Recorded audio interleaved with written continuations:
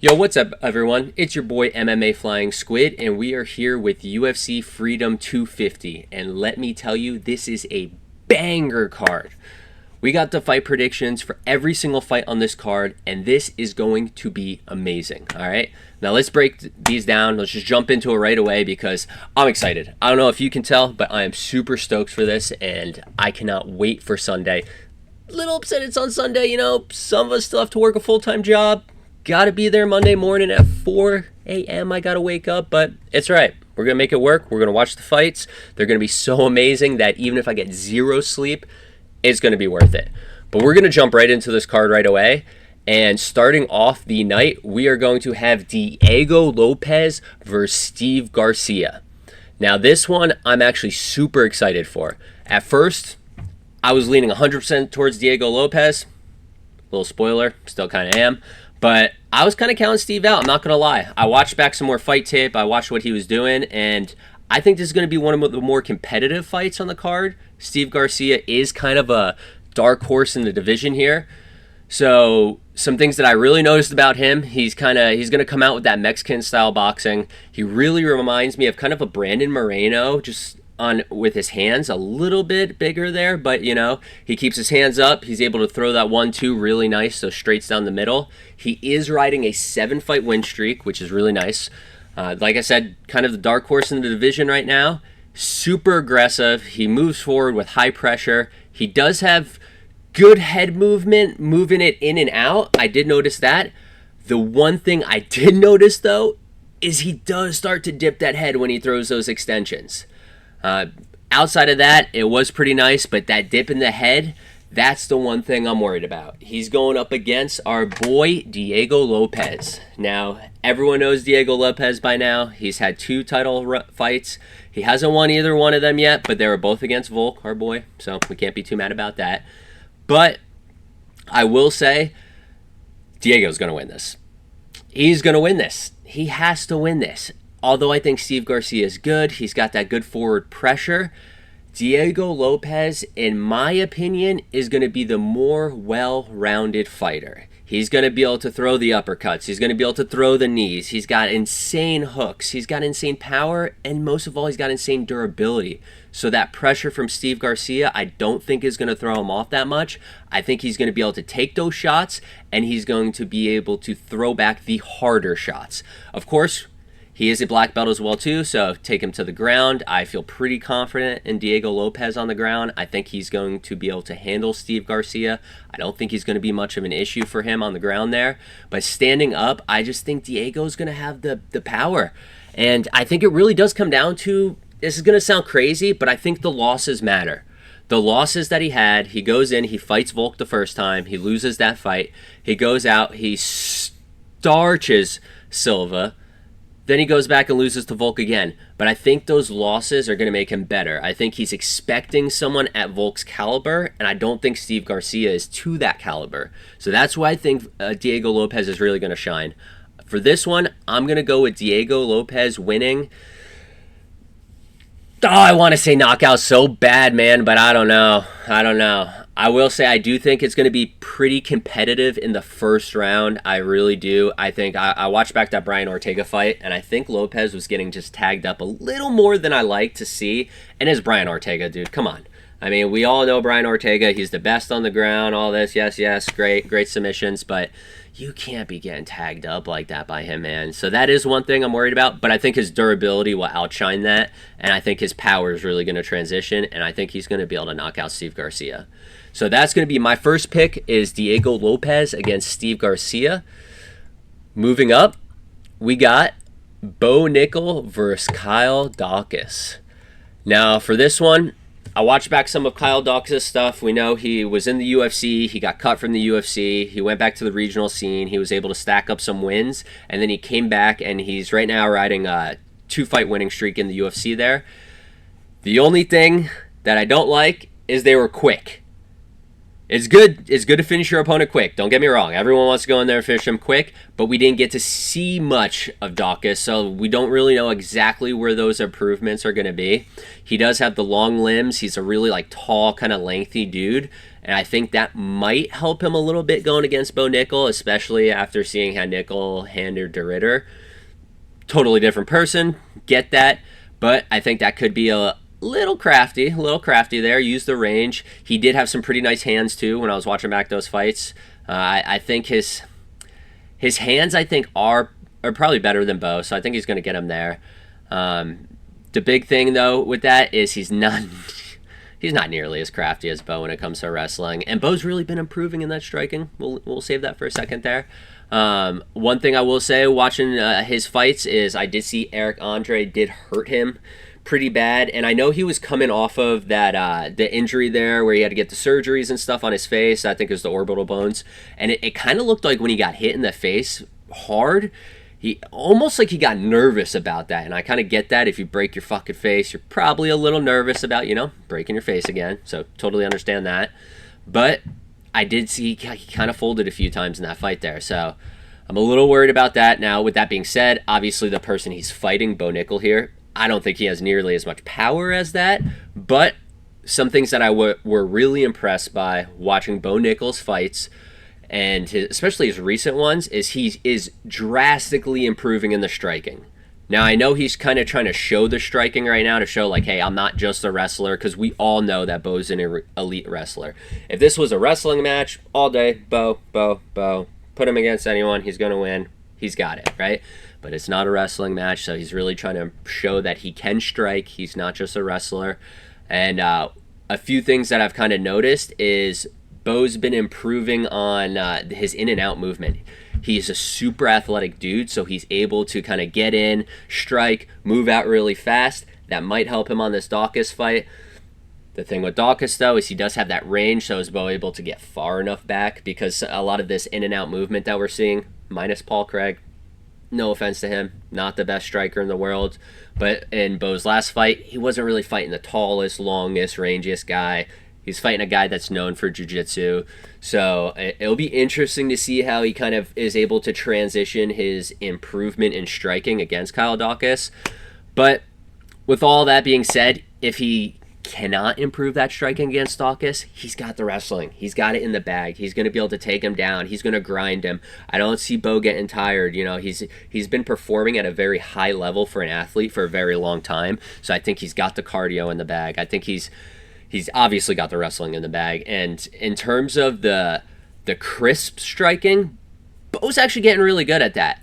Now, of course, with that being said, this is MMA. Daukaus could just go out there, start, you know, throwing for the fences, catch Bo. Maybe he hits him a few times in the body. We've seen that in the De Ridder fight. Maybe that makes him fold. But I really think this is another one where the losses matter. And I think Bo is going to learn from that loss. He's going to, you know, make sure that he's not going to fold from those type of shots.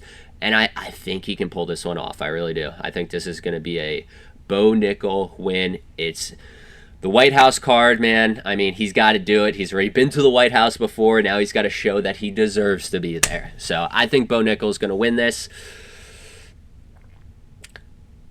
I want to say decision, man. I think it's going to go to decision. I hate to say it, but I really think this is going to go to decision. But we're going to go with Bo Nickal.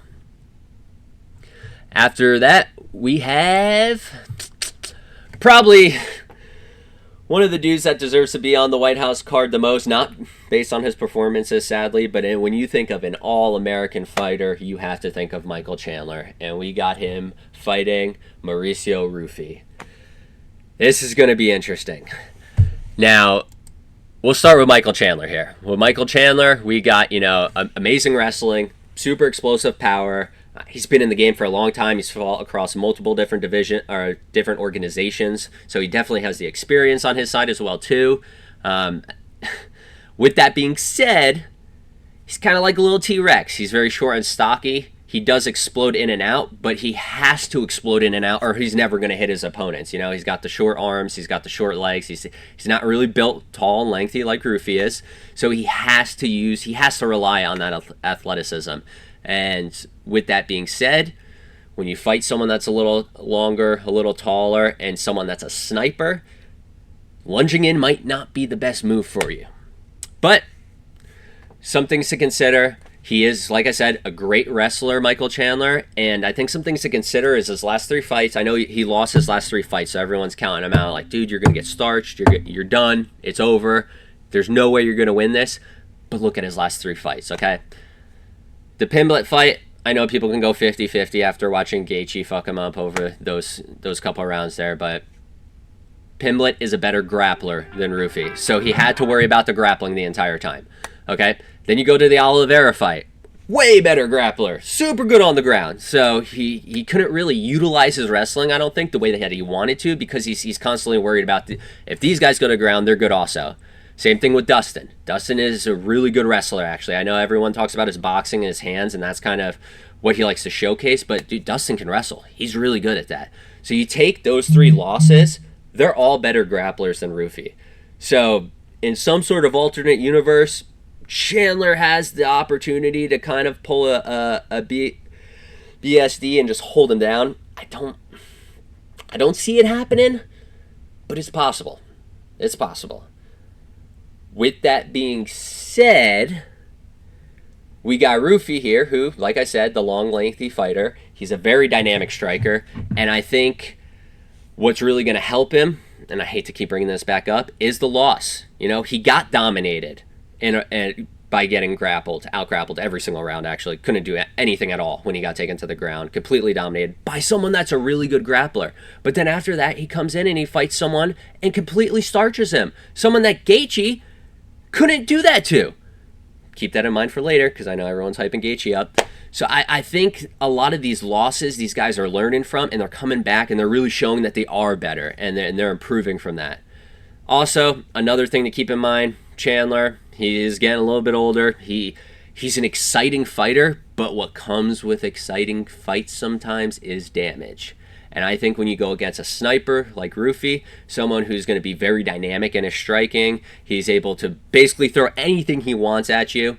I think taking all that damage over a long period of time, over a long career, that could really affect him, especially if he's getting sniped.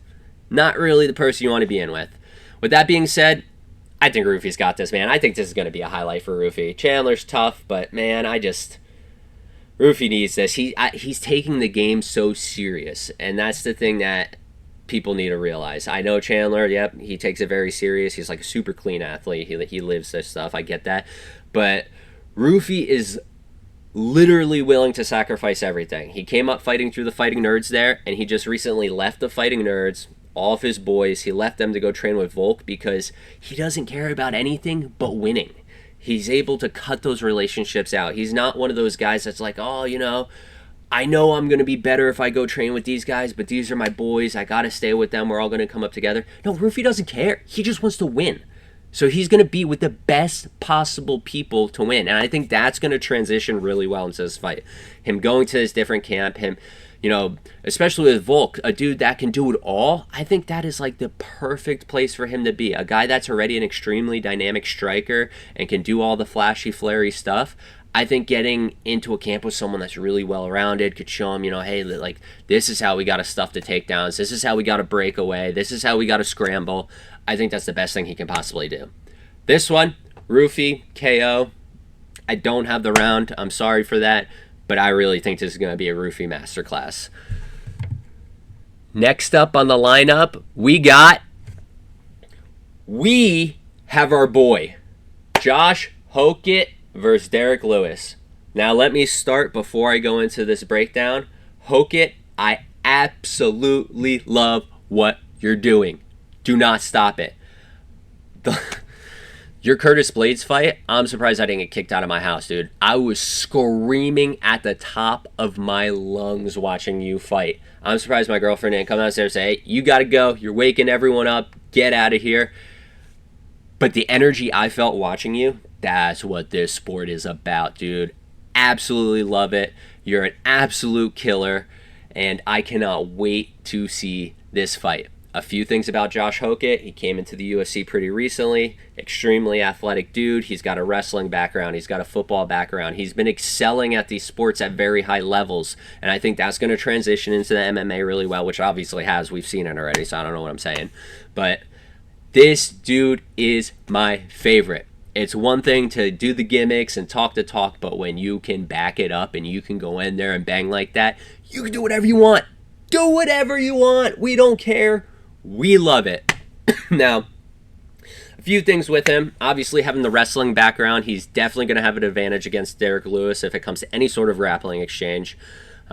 His volume is absolutely insane. His cardio, his pace is insane. We saw that in his Blades fight. I mean, they were just throwing at each other. He was, a huge step up, too. He steps up to fight a dude in the top 5, and dude, put on fight of the year. I mean, this dude is an absolute animal. Now, another thing I want to call about him is his weight. He is a smaller heavyweight. And one thing I want to say, if anyone watches Joe Rogan, we all know what Joe Rogan's saying. We got to get rid of weight cuts. What if these guys were fighting at their natural weight? Oh my gosh, they'd be so much better. Why is he not talking about this dude? This dude is fighting at his natural weight, and he's showing it. Without him having to cut weight, he's able to have 100% of his athleticism, 100% of his explosiveness in there, and he is able to go every single second of every single round. I mean, that is what we're looking for. Someone that doesn't need to weight bully people, doesn't need to cut down. He doesn't care how big you are. He is going to be in your face every single second. The other thing, we saw in his last fight, he really showed off that he could throw hands. When you're throwing over 100 significant strikes and you're taking over 100 significant strikes, we'll get back to that part. As a heavyweight, that's insane.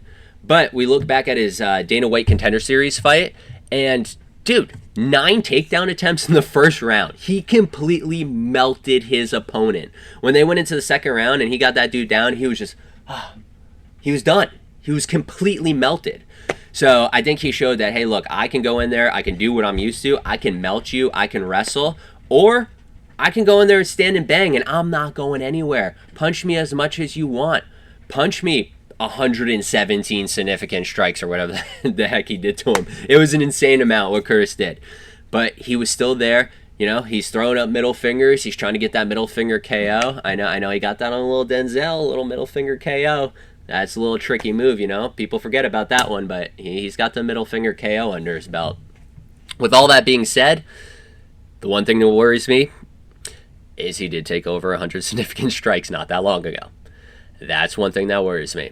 I'm hoping the football, the CTE, he's kind of comfortable with it. It doesn't bother his brain. Maybe he's a CTE champ. We don't know. That could be where all these personalities come from. It could be like the CTE kicking in a little bit there. But if his chin can hold up, if his brain is fully recovered, if he doesn't have any lingering effects from that fight, I think it's going to be a very, very good fight for him. With that being said, taking all those shots, if that brain is not 110% recovered, then he's probably fighting the worst matchup he could fight in Derek Lewis, the dude with the most knockouts, the dude with probably some of the heaviest hands in the UFC, and the dude that could literally get punched, bend over, hit in the stomach, about to go down, and just throw one bomb and knock you out. So that's where I get a little hesitant. I'm hoping he doesn't use the same strategy as the Curtis Blades fight. I don't think he is. I don't think he's going to go try to take 100 shots from Derek Lewis. No one's taking that. I think he's going to be a lot smarter with this fight, especially with it being on such a big stage, and with him, after beating Curtis, kind of fighting backwards in the rankings. I don't think he can really risk going out there and get knocked out. I think he does have to play it a little bit smarter. But Derek Lewis, Trump's favorite fighter apparently, he's on the card now. He can put anyone out. So, I mean, it's anyone's game when it comes to this. We've been watching Derek Lewis forever. We love him. He can knock out anyone. The problem is he's getting older, and he's been doing it for a while. And we're starting to see that Derek Lewis quit a little bit, especially when he gets hit to the body. I think if we get a bunch of shots mixed up to the body, tire him out, clinch on him, get him to the ground, maybe a little ground and pound finish for Josh. But that is my fear with Derek Lewis. He is not going to be able to take the volume, the cardio. Once he starts getting hit that soft little stomach there, I think he might start to fold and, unfortunately, probably get TKO'd in this fight. This one, I'm going to go with a first or second round TKO for Josh Hokit. Moving up the card there. By the way, Josh Hokit, if you see this, love you, brother. I know you got this. Moving up the card here, we got our boy, Sean O'Malley versus Ariel Helwani. I'm sorry about that. Sorry. Amen, not Ariel. I mean, come on, dude. You can't look the exact same as the guy and then also have a name that starts with an A. This is just messed up, all right? I think that is also, by the way, side note, where Zahabi gets a lot of hate. I think everyone just hates Ariel, so then they see him and they just take it out on him. But minus that, let's get to the fight here. Sean O'Malley versus Amin Zahabi. This is going to be another really good fight here. Obviously, any card that Sean O'Malley's on is going to be an awesome card. We love watching Sean O'Malley fight. I've been watching him forever. I even love the fact that when he wasn't able to fight due to injuries, my boy hops on and starts streaming video games. What an awesome dude. How can you not love him? Anyway, let's talk about the actual fight here. So with Sean O'Malley, we got one of the best strikers in the UFC. Hands down, no questions asked. KO power. He can put people out. He's proven it before. And he's also a sniper. He is kind of going back to like that Ruffy thing. He's that long rangy sniper there. I think also with him, and I hate to keep going back to this, but I think some of his losses are going to help him. You look, he lost to Marab twice, but I think that's beneficial because he's been in there with the best grappler possible in his division. And if he was able to handle that a little bit here, a little bit there, I know the second fight didn't go that well, I think that's going to transition into here and completely negate any single grappling that Amin's going to have for him. I think he's going to be able to handle that, no problem. And if he's able to handle that grappling and use his defense and keep it on the feet, it is game over. Remember, this dude beat Peter. I know. Some people argue he didn't, but Peter's the champ right now, and he beat him. He also beat Song, and I think Song is probably better than Amin. You know, Song also can wrestle really well, and he wasn't able to do that against Sean because Sean is really good at keeping that range, picking his shots, and making people not want to get in too close to him. He's a very good counter fighter. So these dudes that sit there and kind of load up on their shots and come in, Sean O'Malley is going to pick you apart when you do that. Now, Amin, he is on a win streak right now, okay? He does have that going for him. He does have some decent names under his belt. When we look at when he fought those people and where they were in their career, we can question it, especially when we look at like the Jose Aldo fight. I know a lot of people say that Jose actually won that, so it kind of goes a little back and forth. But then we go and we look at the Cheeto fight, and it was a very competitive fight, and that is another thing that worries me.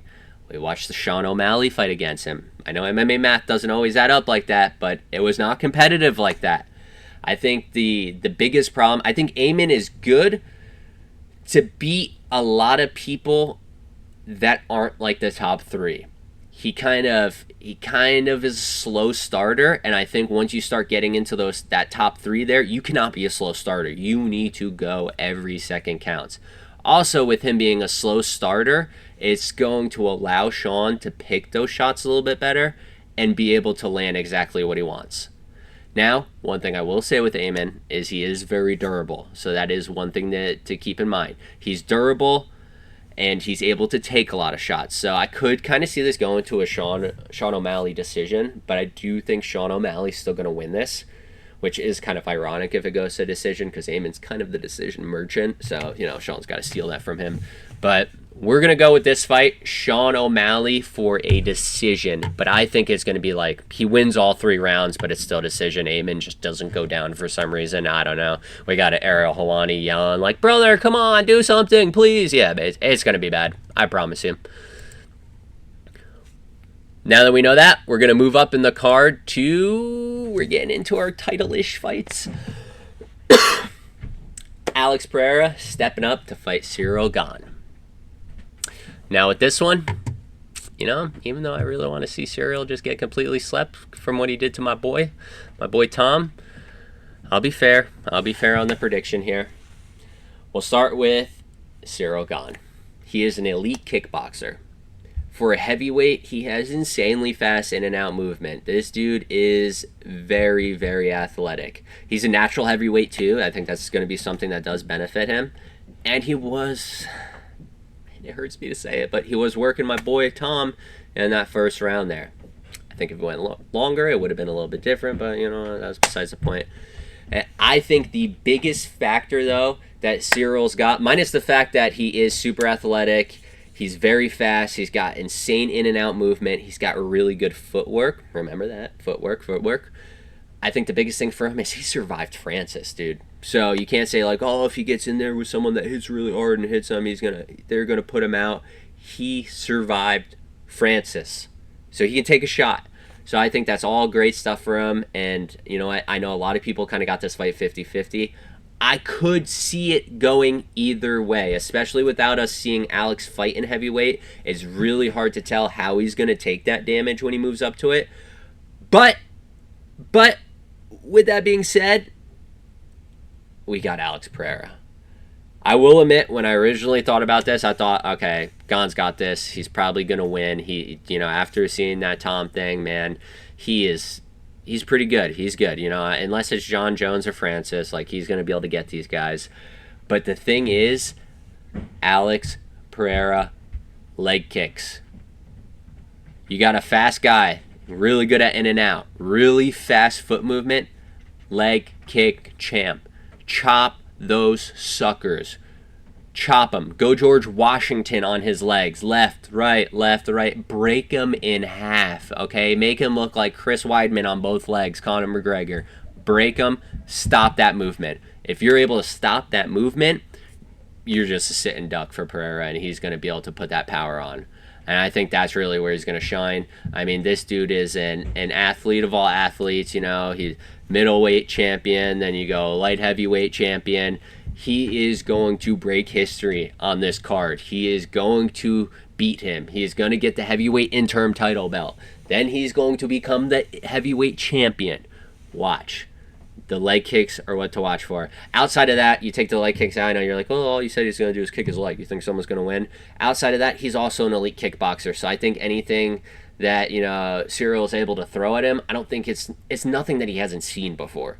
So I think he's going to be very comfortable in there. I know it's a bigger dude, but this dude was also killing himself to like cut weight every single time. So I don't think the size is going to be as big an advantage as people think it's going to be.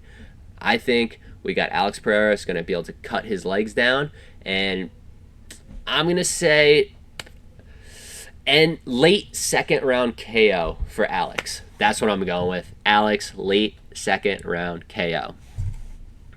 Then we move up to our main event. Dun dun dun dun! Now for this one, I know everyone wants to ride the underdog, Justin Gaethje, who is fighting Ilia Topuria.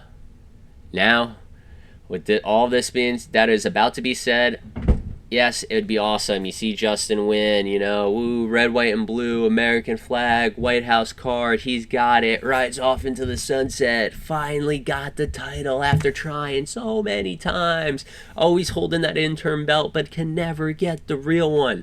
With all that being said, you are fighting what I think is the best fighter in the game. So I think whatever Gaethje has, it just doesn't matter, man. He's not even going to be able to show it. His last fight against Patty, he did well. He won the fight, but he got hit a lot. He did. One thing with Gaethje, he has these. He does have these car crash moments, but when he throws, he's plotty. He plots when he throws, and I think that's a disaster if you're versing Ilia.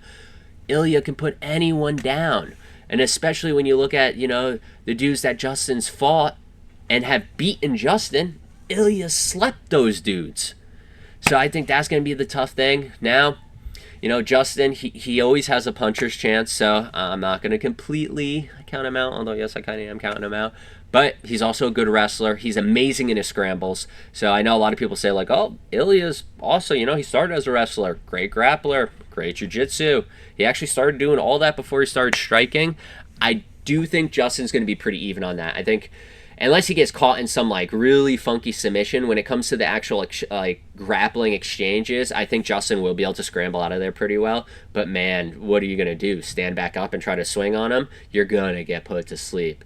Ilia is the GOAT. This dude has elite level boxing, elite wrestling, elite jiu-jitsu, and he puts people to sleep. This isn't a fight. This isn't. No, it's a funeral, okay? He's got the white rose. he's going to lay it down, and then he's going to ride off into the sunset after he knocks him out.